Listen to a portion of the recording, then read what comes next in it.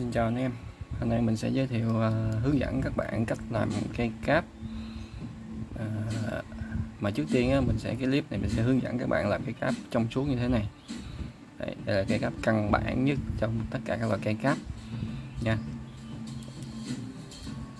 Rất là đơn giản các bạn, không có phức tạp hay gì đâu. Và trước tiên mình sẽ cần những cái dụng cụ sau, đó là khuôn này mình có thể mua trên Shopee. Khuôn này khuôn tàu cho nên độ bền nó cũng không có bền lắm, xài một thời gian nó sẽ bị mờ bề mặt, nó không có bóng như thế này. Thứ hai nó sẽ bị nở ra do keo nó bị sinh nhiệt cho nên khuôn nó sẽ bị nở ra, nó không có chuẩn nữa. Đấy, để dụng cụ thì mình trước tiên là có khuôn, thứ hai là keo. Đây, keo này thì keo này là chuyên dùng để làm trang sức. Ưu điểm của nó là keo nó là trong, cứng, độ bền cao, hạn chế ố vàng. Trên thị trường có rất nhiều loại keo, keo độ khói nè, keo làm trang sức nè, rồi keo làm mấy cái hàng công nghiệp á. Mình thì chuyên dùng loại keo này. Đây là cách sử dụng nè, đây là cách pha của nó là 3A 1B. Mình quên nói là keo này là keo A50 nha các bạn nha, phải dùng loại A50 cho nên làm cái cáp nó mới đẹp được. Và đông theo khối lượng nha các bạn, mình đông theo khối lượng, hạn chế đông theo thể tích. Khối lượng mình sẽ dùng căn tiểu ly như thế này cho nó chính xác. Nếu mình cân sai hay lệch hay dư hay thiếu chắc xúc tác đó, là chắc B á, đây chắc B, nó sẽ nhanh ố vàng. Thứ hai nếu mà thiếu chắc xúc tác á, nó sẽ bị dẻo, không khô keo nó sẽ không đông. Đây cách sử dụng nè, hướng dẫn cách sử dụng nè, là pha theo khối lượng, tỷ lệ là 3A 1B. Thời gian mình thao tác sau khi pha keo là 25 phút. Và keo khô ở nhiệt độ phòng từ 25 độ C. Nếu mà lạnh quá thì cô gắt keo nó sẽ lâu khô chứ không phải là không khô nha, không đông. Thời gian khô của nó ở nhiệt độ phòng là 8 đến 10 tiếng và khô hoàn toàn, đặt hoàn toàn luôn là sau 1 ngày. Đó, mình nói sơ qua cách chọn keo. Các bạn có thể trước khi mua keo có thể hỏi shop này là keo để làm gì, để tránh là mua là keo kém chất lượng về làm không được, lại phí của này nọ, tốn tiền lắm. Đây mình sẽ hướng dẫn các bạn làm. Trước tiên mình sẽ đông keo theo tỷ lệ 3A 1B. Nếu các bạn mà không có cân á, chị mình chịu khó mình đầu tư cái cây cân này có 90 mấy ngàn trên Shopee thôi nha, dễ sử dụng lắm, 90 mấy ngàn thôi, mình cho vậy không xong bắt đầu đông.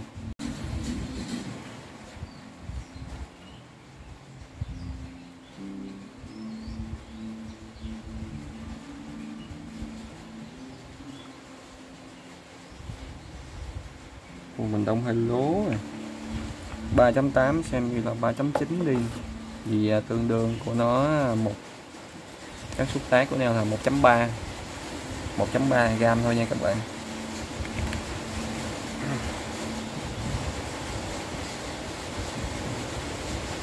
Ok, có thể chênh lệch 0.5 gram. Sau đó mình pha đều keo.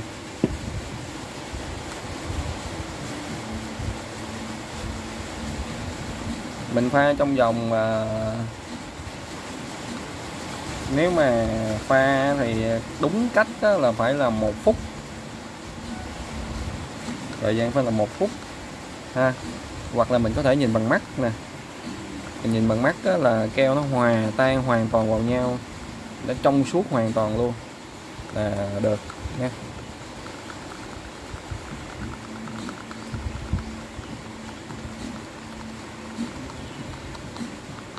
Đấy, nó không có vệt nữa, có nghĩa là keo nó hòa tan hoàn toàn vào. Nếu bạn pha không kỹ á, nó sẽ bị khô, không đông. Làm mà không đông là coi như là thất bại. Xong rồi mình đổ nha. Trước tiên á, là lúc mình mua khuôn á, thì nó sẽ có một cái chân tim như thế này đó, để mình úp vào. Các bạn nên chuẩn bị thêm cái pipette hút keo này, rất là tiện.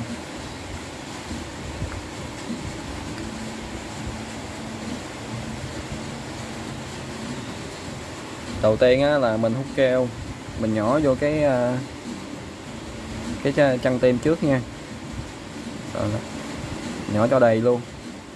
Nếu mà các bạn không nhỏ chân tim mà các bạn úp chưa nhỏ keo vô chân tim này mà úp vô cái khuôn rồi luôn đó, nó sẽ bị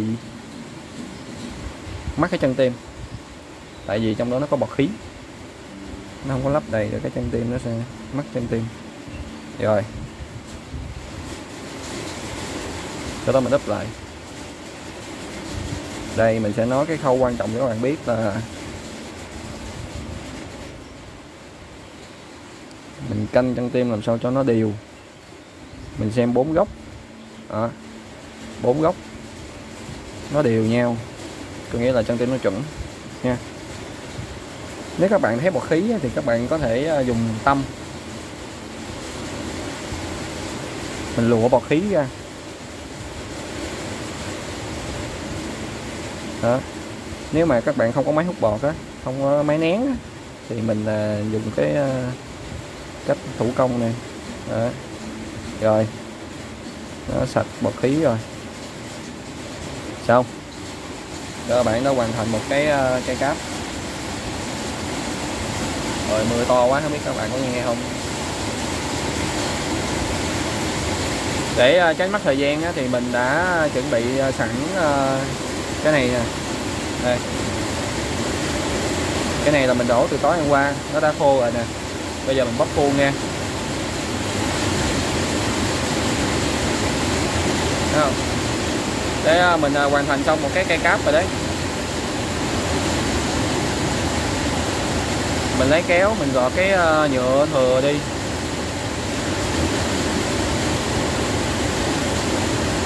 Ha. Ok. Đây là 4 góc nè, mình do đổ chưa có đầy keo cho nên nó bị hụt keo ở 4 góc này nè. Bởi vì các bạn làm á, các bạn phải canh cho đầy keo, đổ vô cho đầy keo. Cách chữa thì cũng đơn giản lắm, mình dùng keo thừa sau khi mình đổ á, còn keo thừa nè, mình chấm nó vô đó ha, chấm cho nó đầy vô, mình lắp mấy cái khoảng trống lại, mình dùng tăm mình chấm cái keo thừa còn lại mình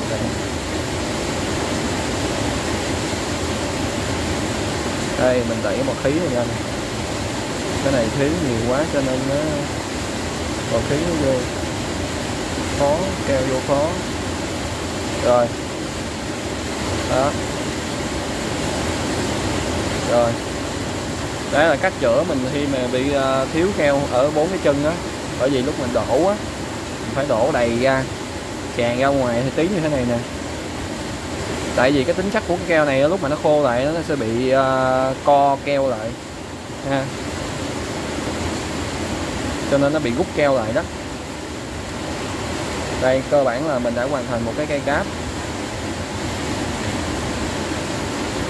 Đây mình lúc mà mình gọt ở giới xong nó như thế này, cái phần nhựa thừa xong rồi sẽ như thế này. Đây ok.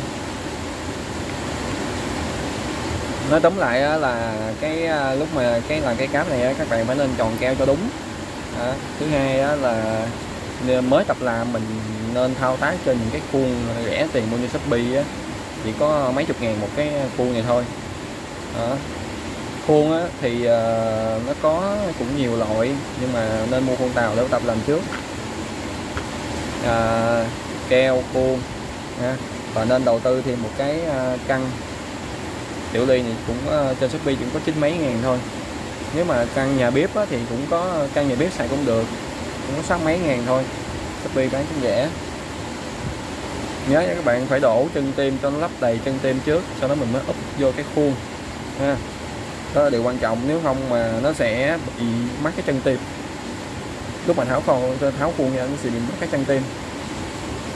Thì mình đã hoàn thành xong cái cây cáp, những bước cơ bản để làm xong một cái cây cáp. Nếu các bạn có thắc mắc gì thì mình để comment dưới, mình sẽ sẵn sàng giải đáp. Các bạn nếu cảm thấy hay thì xin một lượt đăng ký để ủng hộ kênh mình nha. Cái clip sau mình sẽ hướng dẫn các bạn là cách pha màu để làm một cây cáp màu mèo quá lá hẹ. Đây, cây cáp màu mèo quá lá hẹ. Mình sẽ chỉ các bạn cách chọn màu và cách pha màu để làm những cây cáp như thế này. Các bạn nhớ đăng ký và theo dõi kênh của mình nhé. Cảm ơn. Chào các bạn nha.